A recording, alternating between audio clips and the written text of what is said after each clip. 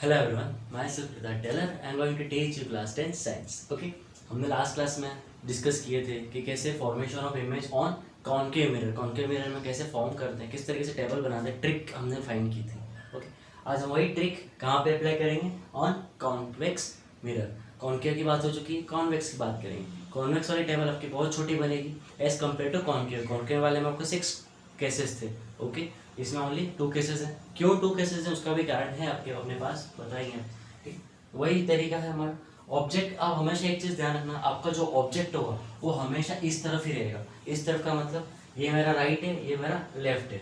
Okay, तो left side मेरा हमेशा ऑब्जेक्ट रहेगा और इमेज मेरी लेफ्ट राइट कहीं बन सकती है. ओके, तो ऑब्जेक्ट मेरा हमेशा कहाँ रहेगा? लेफ्ट साइड रहेगा मेरी. ओके, अब बात करते हैं स्टार्ट कहाँ से करें. वहीं से करेंगे जैसे करते हैं हम लोग आज तक, एट इन्फिनिटी. ये ए पोजीशन मेरी, वही इसको ए दे दूं, इसको बी, सी का सी है यहाँ पे, D E and that is F. लेकिन यहाँ क्या होता है, हम देखा स्लाइड्स वगैरह कि यहाँ की जो रेज आती हैं वो यहाँ क्या होती है, बाउंस बैक, कन्वर्ज नहीं होती है, ये होती है डाइवर्ज. ओके, इसलिए इसको बोलते हैं डाइवर्जिंग मिरर. डाइवर्ज का मतलब फैला देती है, जबकि कॉन्केव क्या करती है, कन्वर्ज करती है, एक पर्टिकुलर पॉइंट पे जाके मिला रही थी लाइनों को या रेस को. लेकिन यहाँ पे क्या करेंगे, डाइवर्ज. डाइवर्ज का मतलब रिफ्लेक्ट बैक करेंगे और ये होके यूँ कहीं निकल जाएगी. ओके, इस तरीके से लाइट आएगी. सिमिलरली यहाँ से कोई लाइट आई, ये इस तरीके से डाइवर्ज कर देगी कहीं ना कहीं. ओके, तो अब इस पर प्रॉब्लम क्या है? प्रॉब्लम ये कि हम जहाँ रिफ्लेक्टिंग सरफेस है हमारा, ओके, उस साइड इमेज नहीं ले पाएंगे. मतलब कि सारी इमेजें कहाँ बनेंगी हमारी? बिहाइंड द मिरर बनेंगी. और बिहाइंड द मिरर जो बनती है उसका नेचर कैसा होता है अपना? Virtual and erect. तो यहाँ पे बिहाइंड द मिरर का मतलब क्या है? Virtual and erect. अगर यहाँ बनती है अगर, तो उसको क्या बोलता मैं? Real and inverted. Okay, easy case. अब हम पोजिशनिंग कर दी, तो अब प्रॉब्लम ये है कि सर कि इन्फिनिटी पे है, आप बोल रहे हो फोकस पे लाइन मिलेगी नहीं, तो इमेज बनेगी कैसे? बनेगी. कारण ये है कि यहाँ पे जब इसका मैं स्पेयर को पूरा करूँगा, ओके, स्पेयर को मैं जब पूरा करता हूँ तो मेरा यहाँ पे भी कोई फोकस मिलेगा, यहाँ पे भी सेंटर ऑफ कर्वेचर मिलेगा. ठीक है, दोनों साइड होता है focus, centre of curvature. Okay, तो यहाँ पे भी मैंने फोकस लिया, यहाँ पे भी फोकस और सेंटर ऑफ कर्वेचर ले लिया. ठीक है, तो ये जो आपका पॉइंट है, जो आपके पैरेलल रेज आएंगी वो कहाँ बनेगी? बनेगा आपका अभी भी फोकस पे, लेकिन कौन सा? बिहाइंड द मिरर के फोकस पे बनेगा. ठीक है, फर्स्ट केस आपका जो है वो कहाँ है? At infinity. इन्फिनिटी वाली क्या बनती है?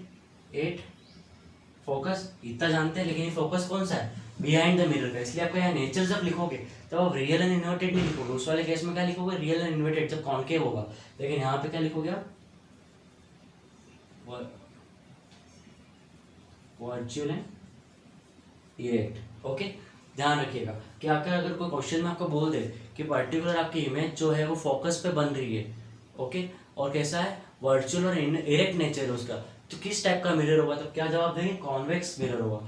वही क्वेश्चन को मैं थोड़ा सा चेंज करके बोल दूंगी, मेरा जो नेचर है वो मेरा कैसा है? रियल एंड इन्वर्टेड है, तब आपका केस कौन सा हो जाएगा? हमारा कॉनकेव वाला केस हो जाएगा. ओके, क्वेश्चन को बहुत ध्यान से देखना पड़ेगा, छोटी सी चीज़ें जो चेंज होती हैं, बाकी सब सेम ही है. तो यहाँ पे सारी इमेजें कैसी बनेगी? बिहाइंड द मिरर बनेगी. ठीक है, पहला केस जानते हैं. दूसरे वाले में क्या था? जैसे फर्स्ट यहाँ था, दूसरा हमारा क्या था? बिटवीन सी एंड एफ था.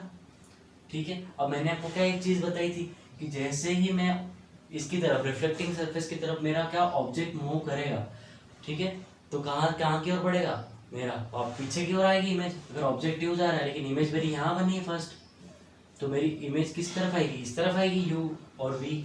ठीक है, तो इमेज मेरी इस तरफ आएगी. अब इसके लिए आने का रास्ता कहाँ पे है भैया? पी तक ही है. तो दूसरा केस मेरा अगर मैं कहीं भी ले लूँ, ध्यान रखना, दूसरा केस मैं अपना कहीं पे भी ले लूँ, इन्फिनिटी से लेके ने एफ तक, ठीक है, तो कहाँ बनेगी? मैं एट इन्फिनिटी पे, एट फोकस पे बन गई.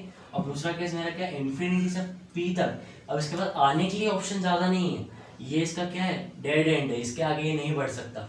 और इसके बाद एरिया कितना बचा आने के लिए? इतना ही बचा है. मतलब कि आपका जब कॉन्वेक्स मिरर की बात करोगे, आपका ऑब्जेक्ट इन्फिनिटी से लेके पोल तक कहीं भी बढ़ जाए, आपकी इमेज कहाँ मिलेगी? हमेशा आपको फोकस और पोल के बीच में बनेगी. ओके, वो भी बिहाइंड द मिरर बनेगी. तो दूसरा केस क्या हो जाएगा आपका? Between infinity and pole, okay, infinity और पोल के बीच में। इस तरफ कौन सा ऑप्शन है, खाली पोल और फोकस, तो बिटवीन पोल एंड फोकस। कहाँ बन रही है, बिहाइंड द मिरर, मतलब वर्चुअल एंड इरेक्ट। समझ में आ गया आपको, ठीक है। इजी कैसे, एड इन्फिनिटी था, एड फोकस बना लिया हमने, ठीक है, इतना आइडिया था, क्योंकि क्या बिहाइंड द मिरर बनेगी है, इसके कैसे हो गया, वर्चुअल इरेक्ट हो गया। अब दूसरे वाले केस में क्या हमने पढ़ा है कि एक पोजीशन अगर वो आगे जाएगा तो एक पोजीशन इमेज क्या होगी, पीछे की तरफ आएगी, रिफ्लेक्टिंग सरफेस के दूर आएगी। लेकिन यहाँ पे तो एक ही स्टेप बचा है और यहाँ पे इतने सारे स्टेप बचे, ठीक है, कितने बचे, B C D E, 5 step बचे, तो सारे के सारे 5 केसेस कहाँ रह करेंगे, आपके पोल और फोकस के बीच में। इसलिए इसकी टेबल कैसी बनती है, छोटी सी बनती है। तो ये आपका पोल और फोकस के बीच में बना, और वर्चुअल और इरेक्ट इसका क्या है, नेचर है, ठीक है। अब हम बात करेंगे साइज की, कि इसकी साइज किस तरीके से रहेगी, ठीक है। तो हम जानते हैं इन्फिनिटी पे कोई ऑब्जेक्ट रहेगा कैसा दिखेगा, बहुत छोटा दिखेगा, डिमिनिश दिखेगा, पॉइंट ऑब्जेक्ट दिखेगा, ठीक है। तो एट इन्फिनिटी पे क्या लिखते हैं साइज हम, हाईली डिमिनिश्ड। हाईली डिमिनिश को हम पॉइंट ऑब्जेक्ट भी बोल सकते हैं या पॉइंट साइज भी बोल सकते हैं, बिल्कुल छोटे से पॉइंट की तरह दिखेगा, ओके। और बस थोड़ा सा और बड़ा होगा तो ज़्यादा से ज़्यादा कितना हो जाएगा, डिमिनिश्ड हो जाएगा। उसके बाद ऑप्शन ही नहीं बचा, बस इसके पास कोई ऑप्शन नहीं बचा, आगे टेबल ही नहीं है हमारी, यही डेड एंड हो गया इसका, ठीक है। तो इस तरीके से हमारी साइज भी मेंशन हो चुकी है, ओके। सो होपफुली आपको ये सारा टॉपिक क्लियर हो गया होगा। अगर नहीं क्लियर होता है तो आप मुझसे कमेंट सेक्शन में और डिस्कस कर लीजिएगा।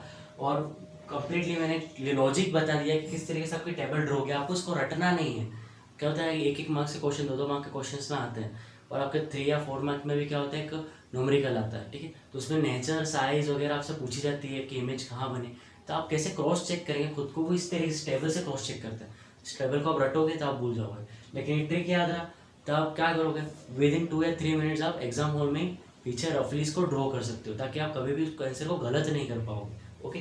तो आप इसको 3-4 बार रिवाइज कीजिए अच्छे से कि कैसे कॉनकेव की बनी, कैसे कॉन्वेक्स की बनी, ओके। टेबल वगैरह ये कैसे इमेज फॉर्मेशन होता है, क्या नेचर होता है, क्या साइज होता है इसका। So thank you and